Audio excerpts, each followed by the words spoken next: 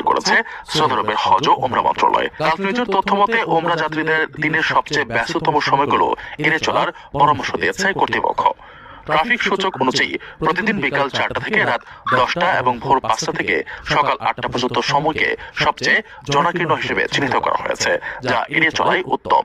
মন্ত্রণালয়ের পরামর্শ অনুযায়ী ওমরা পালনের জন্য সবচেয়ে আরামদায়ক এবং ভিড়মুক্ত সময় হলো সকাল 8টা থেকে দুপুর 3টা পর্যন্ত। এছাড়া রাত 11টা থেকে ভোর 4টা পর্যন্ত মাঝারি ধরনের ভিড় থাকে। পবিত্র রমজানের শেষ দিনগুলোতে ওমরা পালনকারী সংখ্যা উল্লেখযোগ্য হারে বৃদ্ধি পাওয়ার সম্ভাবনা থাকায় নিরাপত্তা বাহিনী তাদের সার্বিক প্রস্তুতি জোরদার করেছে। ভিড় নিয়ন্ত্রণে উন্নত নিরাপত্তা প্রযুক্তির পাশাপাশি কৃত্রিম বুদ্ধিমত্তার সহায়তা নেওয়া হচ্ছে, যাতে মুসলিমরা সুশৃঙ্খলভাবে তাদের ইবাদত সম্পন্ন করতে পারেন। মূলত ওমরা পালনকারীদের স্বাচ্ছন্দ্য ও নিরাপত্তা নিশ্চিত করাই এই উদ্যোগের প্রধান লক্ষ্য। ক্রমবর্ধমান জনসমাগম সামলাতে সৌদি কর্তৃপক্ষের এই সময়সূচি নির্ধারণ